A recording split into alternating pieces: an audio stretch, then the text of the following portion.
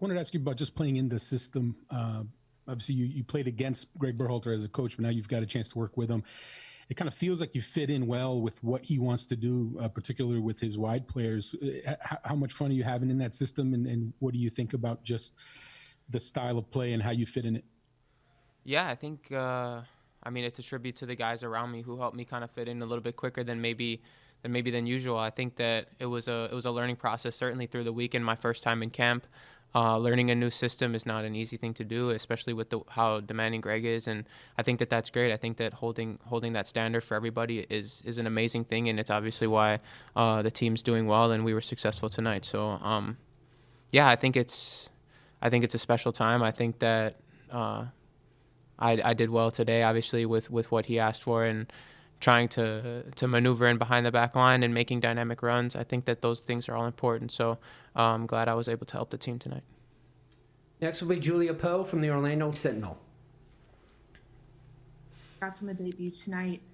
Greg said that before the game he told you to just kind of be yourself, play your style. That's really similar to what Oscar has also asked of you in Orlando.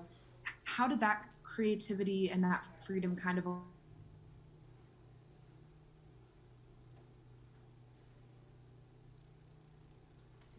Sorry, Julie, I think we lost you at the end there.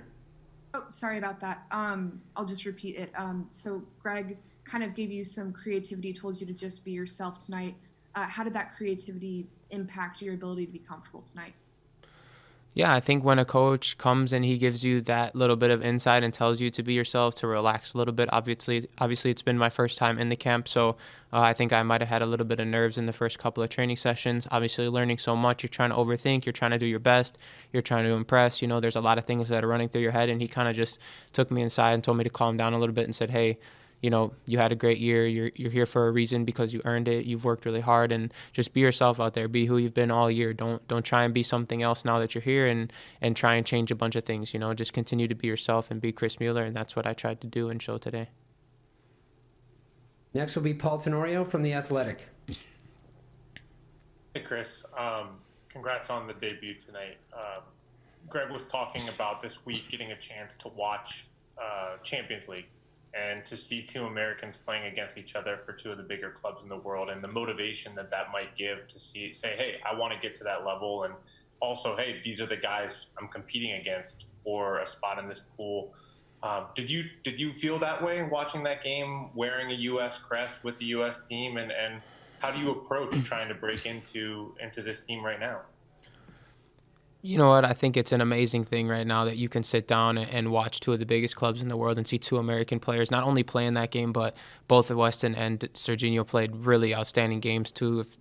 Maybe some of the best players on the pitch. So, I think it's great. I think it's great to have that competition. And as far as me trying to break in, I'm just, I'm not going to do anything different. I'm going to just continue to try and learn, take things day by day.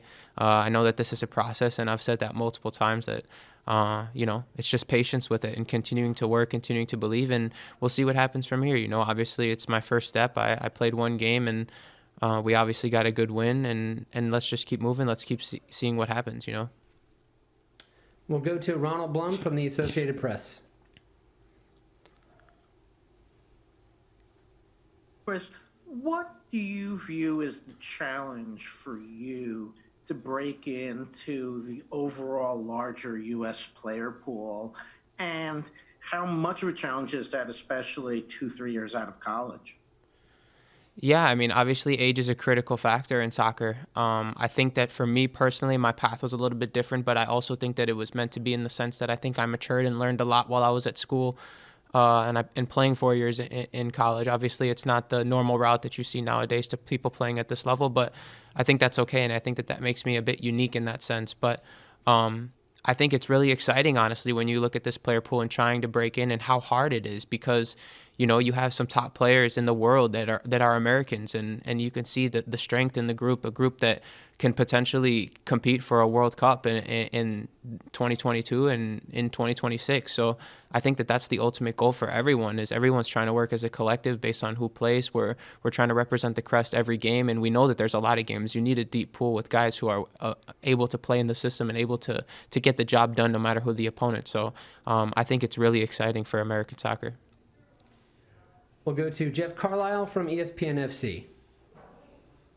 Thanks, Michael. Hi, Chris. What has Greg said to you about kind of the near-term future? Has he mentioned the January camp? Has he mentioned, possibly where you might slot in the next year? Or, what have those discussions been like?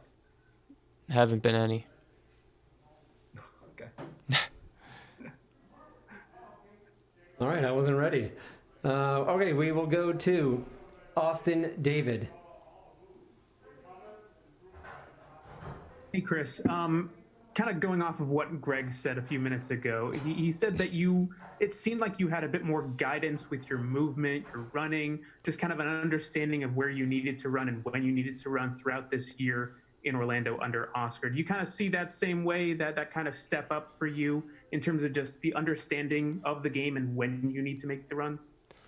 Yeah, I think that I learned more about the game of actually playing football in the terms of it being a chess match than I ever have in my life in this past year. So I'm thinking about things differently. When I watch the game, I'm looking at different things, and it's just exciting to see how much I've learned in this year, especially under Oscar. I got to, tip my hat to the guy. He works so hard, and he's done so much for me in my development, and as well as Greg bringing me in, giving me this opportunity, and working with me and being patient. Obviously, this is like I said, this is a process. So I'm just grateful to be here, and I just want to continue to learn. That's my goal. Next will be Brian Sciaretta from American Soccer Now. Very much, Chris.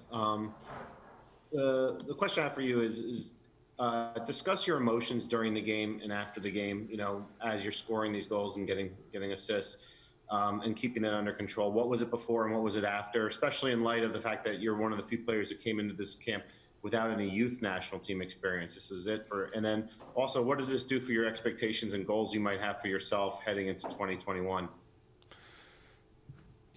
Yeah, I think that heading into the game, I was maybe a little bit nervous. I had those butterflies that, you usually get before, any other match. But like you mentioned, I had never been in a camp growing up, and this was my first one. So being in camp this whole week, I've definitely just been trying to make the most of it, trying to learn as much as I can. And it was definitely an emotional day. Obviously, scoring the goals felt great to help the team and to see us win in the way we did when we dominated. I think it was fantastic. But as well, just at the end, thinking about my family, my dad and my fiance were in the stands, so great to have them there, and thinking of my mom and my stepdad, who have supported me my whole life and done everything for me. Just an emotional day. I know that they're so proud to see how far I've come, and to make my debut for my country and represent these colors is something that I do not take for granted. Okay, we are getting the high sign, so we're going to give one more question. It'll be to Donald Wine from Stars and Stripes FC. Thank you, Michael. Chris, hello. Congrats on the debut and the brace tonight. You mentioned that this was your first time in this national team system and having to learn it, but you wouldn't have known that by your link-up play with Akinola, Paul Arriola, even with the midfielders. You would have thought you guys have been playing for years. What about this camp made it so easy for you guys to gel in such a short period of time, especially when many of you, like yourself, are in your debut camp? I think you just get that extra little bit of push to make things work. I mean, you're playing for the crest, you're playing for your country, for your nation. It's something that I don't think anybody who steps into the locker room and puts on that shirt takes lightly. So it's also a tribute just to the level, of quality of the players that we have there. We're able to make it work. Everyone's smart, understands the spaces. Obviously, we had a good balance of guys who knew the system, and obviously some of us who were still learning. And I think that the way that they took us under their wings throughout this whole camp and just kind of brought us in, made us feel comfortable. I think that's a tribute to everybody. It's a tribute to the group and everybody working together as a collective to make sure that we're successful.